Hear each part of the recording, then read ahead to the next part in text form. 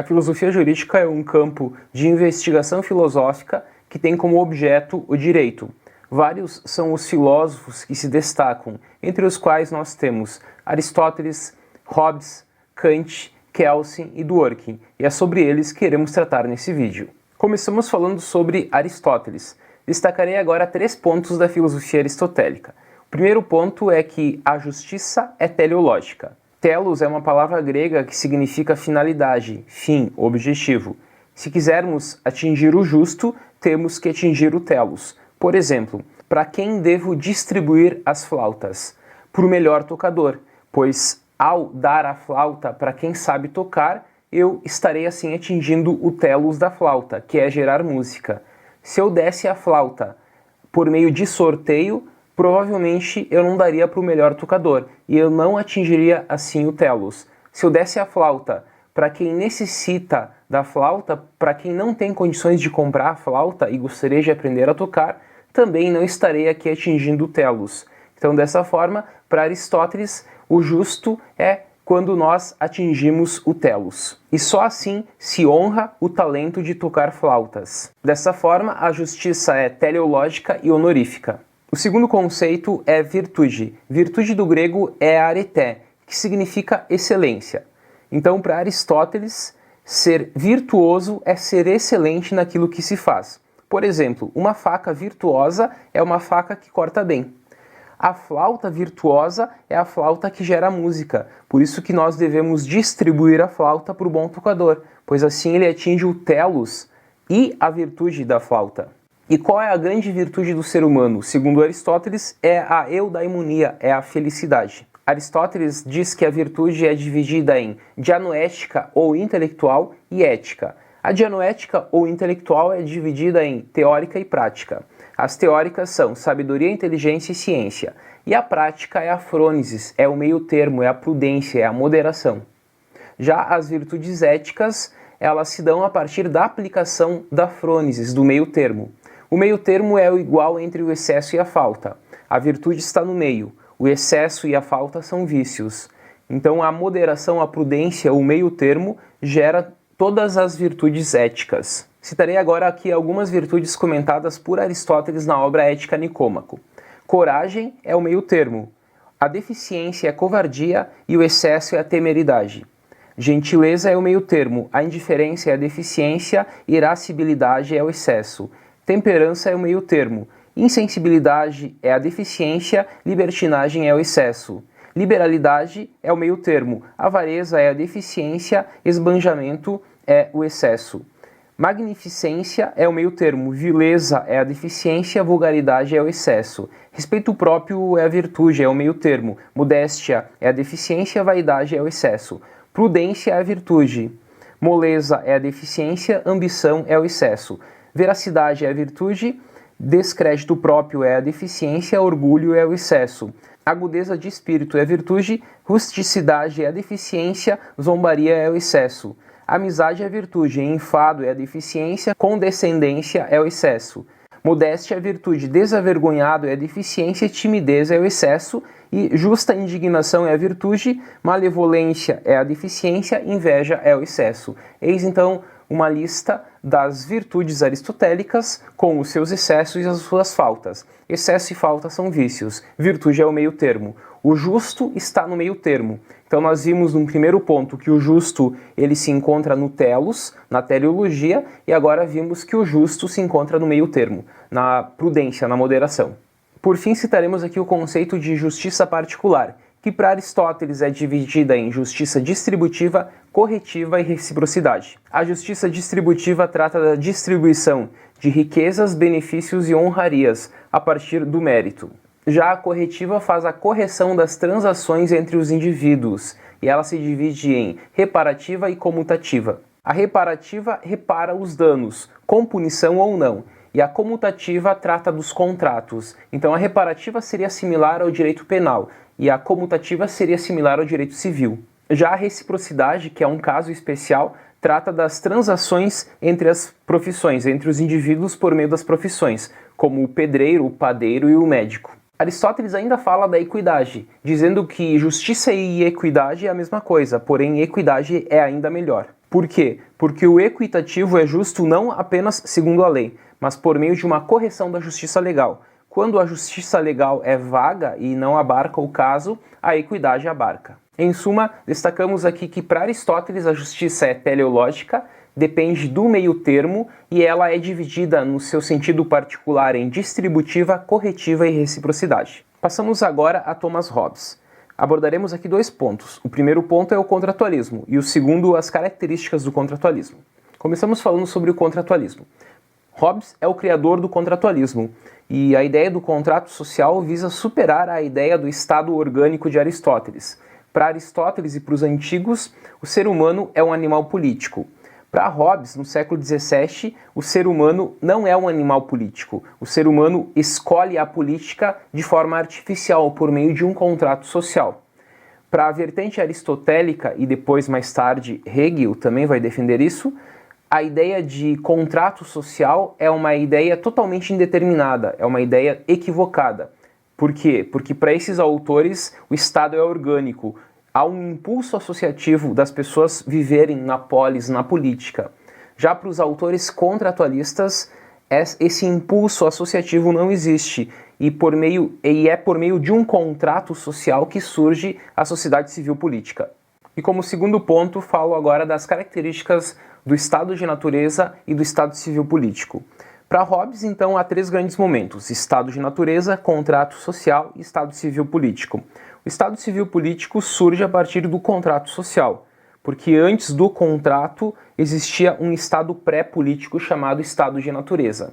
E quais são as características deste estado de natureza? 4 destacarei. A primeira é que é um estado de guerra permanente, onde o homem é lobo do homem. A segunda é que aqui o medo é difuso, todo mundo tem medo de todo mundo. A palavra-chave aqui do estado de natureza de Hobbes é justamente essa, o medo. Terceira característica é que aqui existe apenas a posse e não a propriedade. E a quarta característica é que aqui a liberdade é máxima.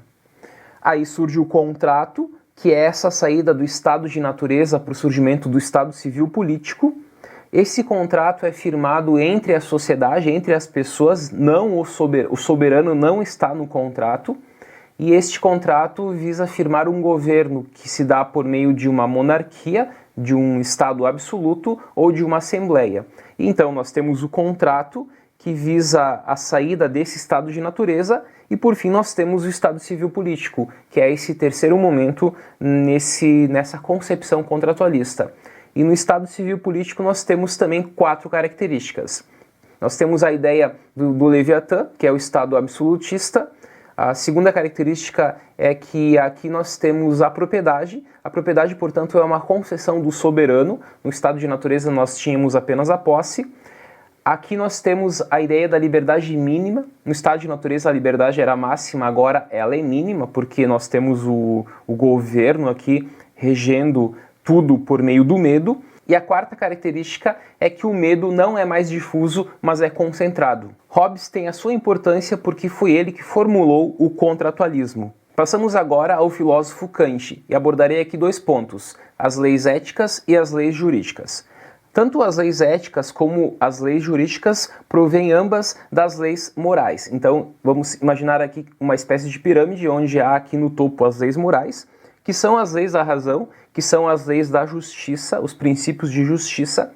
Destas leis morais, destas leis da razão, sendo leis da razão, portanto, são a priori e procedimentais, surgem as leis éticas e as leis jurídicas. Então nós podemos falar que aqui nós temos o gênero e aqui nós temos as duas espécies. Nós podemos falar da diferença entre leis éticas ou moralidade e leis jurídicas ou legalidade, e não das leis éticas com as leis morais e nem das leis jurídicas com as leis morais. Essa explicação Kant dá na obra Metafísica dos Costumes. Quais são as características, então, das leis éticas? Nós temos aqui 5 palavras. A primeira é a autonomia. As leis éticas são leis internas. Deontologia, depende da questão do dever. Boa vontade. As leis éticas partem de uma boa vontade, de uma vontade que é boa em si mesma. Dever, o dever é dividido em dever por dever e dever por inclinação, e as leis éticas são apenas do dever por dever e não por inclinação, porque quando agimos Por inclinação, agimos motivado para ganhar algo em troca com o nosso ato. Não há mérito moral nesse ato, apenas há mérito moral no dever por dever. E por fim, o imperativo categórico. O imperativo categórico da ética diz: age de tal forma que a sua máxima se transforme numa lei universal. Então, quando falamos de ética em Kant, nós temos a ideia do dever por dever, de uma ação motivada pela boa vontade, portanto, e do imperativo categórico, do nosso ato, enquanto máxima, ser possível de ser universalizado. Quando todos podem fazer esse ato, portanto, é um ato ético. E quando ele é dever por dever, da mesma forma, será um ato ético. Vimos então, por meio dessas 5 características, as leis éticas e as leis jurídicas. As leis jurídicas também possuem as suas características. Se para as leis éticas nós tínhamos a autonomia, para as leis jurídicas nós temos a heteronomia. Se para a lei ética nós temos o imperativo categórico da lei universal, para a lei jurídica nós temos o imperativo categórico do direito, que diz: age externamente de modo que o livre uso do teu arbítrio possa coexistir com a liberdade de todos a partir de uma lei universal. Deste imperativo categórico do direito, nós temos 3 características. A primeira é que o direito trata de relações externas. A segunda é que o direito trata da relação entre 2 arbítrios, não trata da relação de um arbítrio e uma vontade, ou de 2 vontades, mas de 2 arbítrios. E a terceira característica é que o direito é formal e não trata do conteúdo. Kant também trata do direito no sentido lato e no sentido estrito. O direito no sentido estrito é com coerção. Já o direito no sentido lato é sem coerção. E aqui ele aborda o exemplo do estado de necessidade e do direito de equidade. Além do imperativo categórico do direito, é importante ressaltar também o imperativo categórico do fim em si mesmo, da dignidade da pessoa humana, que é basilar para os direitos humanos. Esse imperativo diz o seguinte: age de tal modo que uses a humanidade, tanto na tua pessoa como na pessoa de qualquer outro, sempre e simultaneamente como fim e nunca como meio. Resumindo, não instrumentalizes ninguém. Quando nós tratamos o outro como um meio para atingir um fim, nós estamos ferindo assim a sua dignidade. Respeitar a dignidade do outro é tratar o outro sempre como um fim em si mesmo. Enfim, então para Kant nós temos as leis morais, as leis éticas e as leis jurídicas. As leis éticas são leis internas, as leis jurídicas são leis externas. As leis éticas partem do dever por dever e as leis jurídicas partem da conformidade ao dever. Vimos até agora 3 autores clássicos da filosofia do direito: Aristóteles, Hobbes e Kant. Esses são 3 autores justnaturalistas. Os 3 acreditam na existência de direitos naturais. Direitos naturais são direitos eternos, imutáveis e universais, portanto são direitos metafísicos. E esses autores partem da deusa justiça, da simbologia da deusa justiça. Aristóteles diz que justiça está vinculada à balança. Hobbes, que a justiça está vinculada à espada, e Kant aos olhos vendados. O próximo autor é Hans Kelsen, e Kelsen é um autor juspositivista. Para Kelsen não há certos direitos naturais, para Kelsen há apenas direitos positivos. Então, os autores do juspositivismo, eles são monistas, porque há apenas direitos positivos. Já os autores do justnaturalismo são dualistas, porque na pirâmide, além dos direitos positivos, há também direitos naturais. De Kelsen abordarei agora 6 pontos. O primeiro ponto é que para Kelsen, toda a teoria do direito parte de atos humanos. Direito positivo é direito posto pelo homem. O segundo é que não há uma moral única que possa servir de base ao direito positivo. Como terceiro ponto, falarei agora do direito num viés epistemológico e num viés ontológico. O direito no viés epistemológico é um estudo descritivo e não prescritivo. Portanto, o direito num viés epistemológico é ser e não dever ser. Já o direito num viés ontológico é norma e não fato. Sendo norma, é dever ser e não ser conforme o fato. Então, para o viés epistemológico, o direito é ser. Já para um viés ontológico, o direito é dever ser. Como quarto ponto, destaco que, para Kelsen, o direito é avalorativo. A teoria pura do direito, ela não tem vinculação com valores, ela não parte de uma axiologia, ela é totalmente avalorativa. Como quinto ponto, na aplicação do direito, Kelsen diz que há atos de conhecimento e atos de vontade. Os atos cognitivos ou de conhecimento é como se fosse a moldura de um quadro, e os atos de vontade é o conteúdo dentro desse quadro. O aplicador do direito, o juiz, ele tem espaço para atuação dentro do quadro, por meio dos seus atos de vontade, mas ele tem que respeitar o limite do quadro, que são os atos de conhecimento. E esse ato de vontade é nada mais nada menos que o poder discricionário. E como sexto e último ponto, nós perguntamos: qual é a fundamentação do direito? E Kelsen responde: não é a lei natural, mas é a norma hipotética fundamental. Essa norma hipotética fundamental é um puro dever ser e ela possui um pressuposto lógico transcendental.